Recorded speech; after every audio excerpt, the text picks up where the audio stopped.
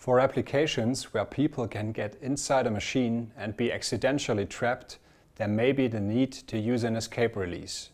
There are several versions of the MB1 featuring an escape release handle. One of them being the MB1 BL11, which you can see right here.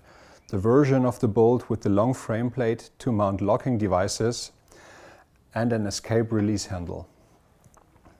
That version must only be used together with our TR110 lock. Why is that?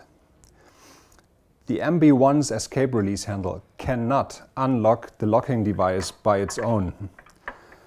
So how to proceed to escape? First, you have to press the escape release handle of the locking device. Afterwards, you can use the escape release of the MB1 to slide open the bolt.